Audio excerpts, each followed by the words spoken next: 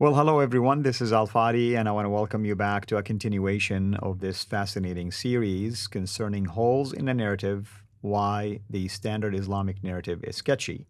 Today, we are going to take another look at another Islamic claim when it comes to the depictions of Muhammad in artwork. And believe it or not, our brother Mel is going to show us clear evidence that not only Muhammad was depicted in pieces of arts throughout the history of Islam, but that Islamic art itself actually depicted Muhammad in those developments and those products that have been, I should say, done throughout the centuries since the alleged rise of Islam. And with that in mind, I want to invite our brother Mel back again to our virtual studios. And thank you, Mel, of course, for the wonderful work that you have done. It seemed like we are going to, get a lot of wonderful comments concerning this.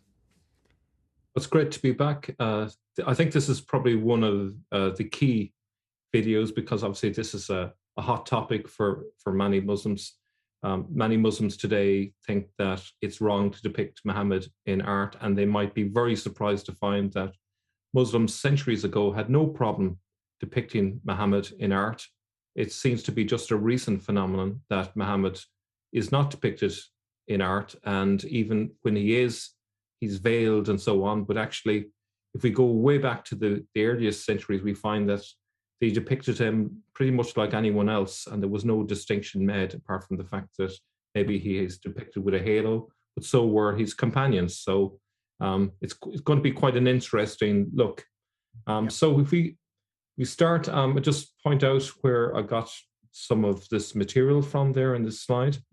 And here's one from 1000 AD. And this is a famous one, by the way. You see it a lot. Yes, yeah. So you can see Muhammad is depicted with a halo, and he's talking to a group of people.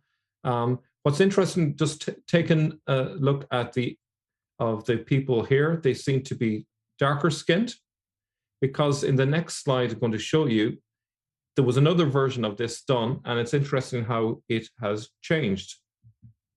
Notice what's happened? Yeah. They have whitewashed the people to make them all, white. They got, so that might reflect maybe a change in people's outlook in that time. But what's interesting is there's nothing particularly divine or even verging on anything divine about Muhammad. He's just depicted like any of the other human beings. His face is showing. He's just an ordinary human being. He's on a platform.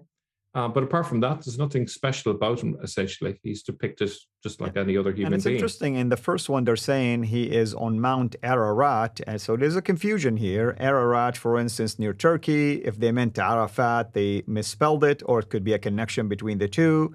So you wonder if this was north, indeed, or somewhere else. Yeah. And,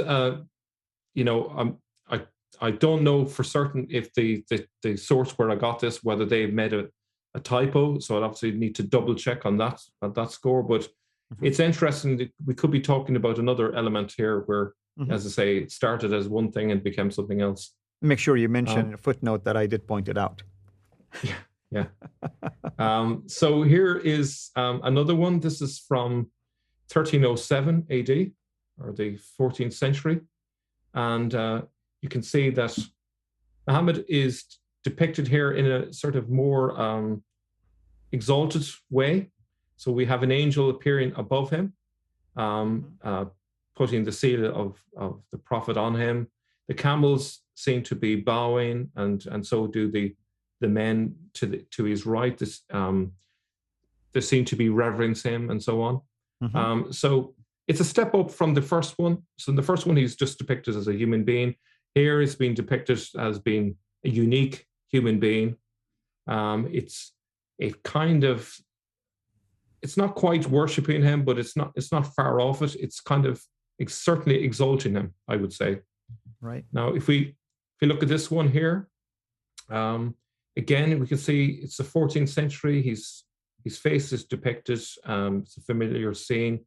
Angel Gabriel is visiting him. Okay, so apart from that, there's no light radiating from Muhammad, so he's still depicted as a relative human being.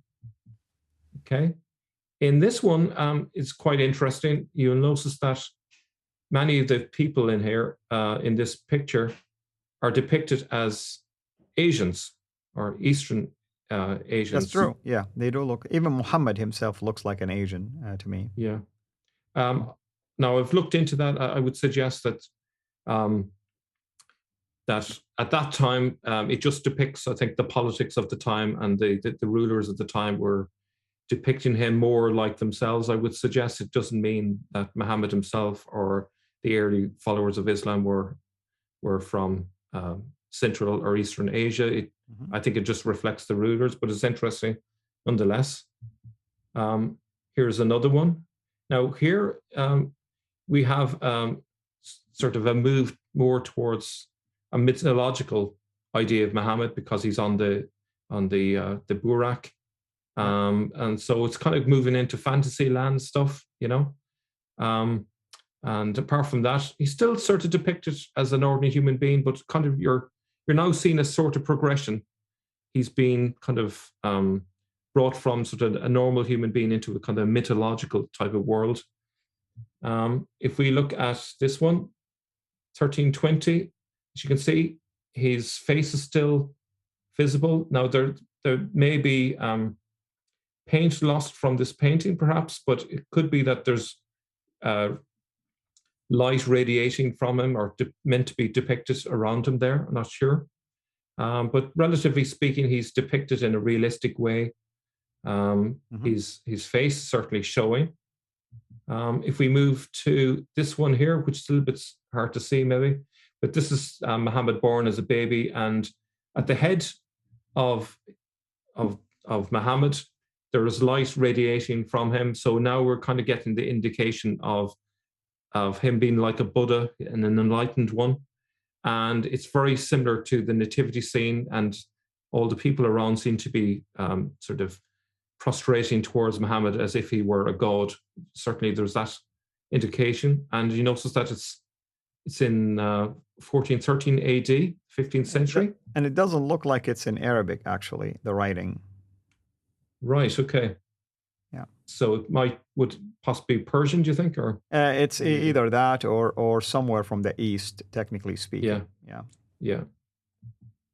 Okay, this is another one, 1436.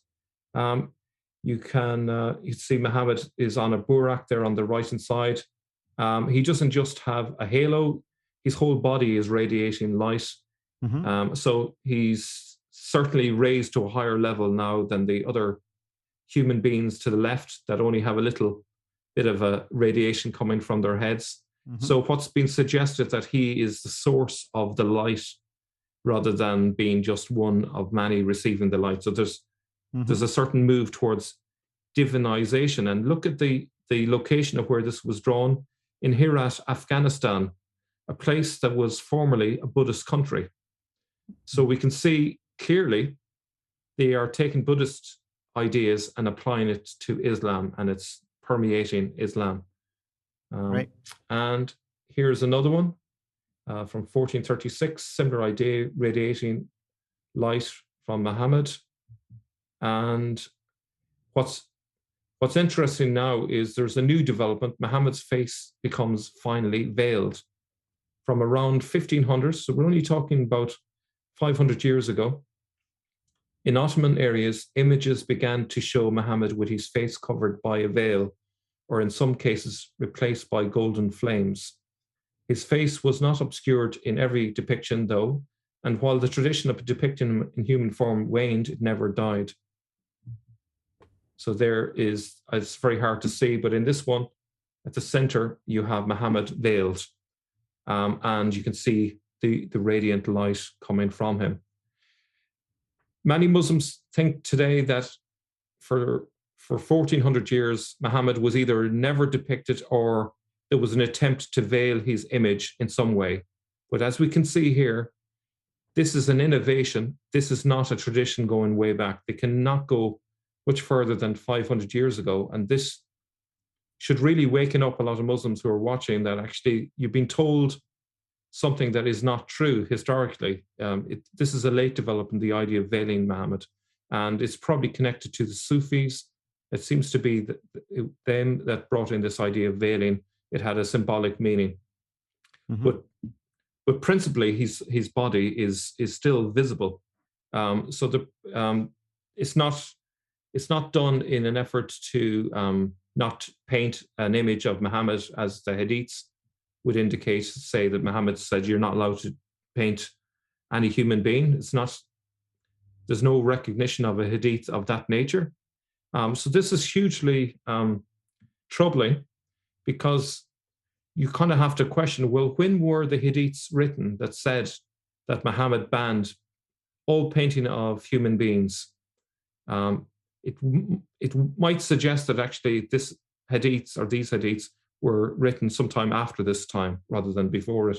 It certainly would make more logical sense. Absolutely. And I think we're reaching the conclusion of this particular episode. Is that correct? Yeah. So my verdict, if you look at the earliest one that we saw and the latest one, we can see there's Muhammad depicted as a human being in the earliest one, and in the final one, we see him depicted essentially like a Buddha, like a god. We definitely can see progression, and this really throws a wrench into the machine of Islam in terms of the sin. So I'll leave it at that. Very good. Well, thank you so much, brother. As always, we appreciate the efforts and also the findings of your research. Hopefully everyone has been enjoying this. Please remember to send us comments and interactions so we can go ahead and respond to them, or maybe even we can use them as a substance for future shows to either deal with those comments or objections, or maybe even ways to try to interact with us, because I'm sure this will open a Pandora's door and there'll be a lot of discussions around this. Whatever the case might be, we want to remind you of this. There are holes in the narrative. Until next time, have a blessed day. Thank you for watching this video. Be sure to like and subscribe to our channel CIRA International and click on the bell so that you receive notifications whenever we publish a new video or go live.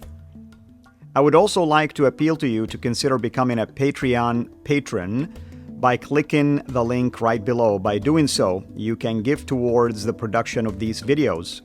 There are also other options for you where you can give to our channel. I thank you from the bottom of my heart.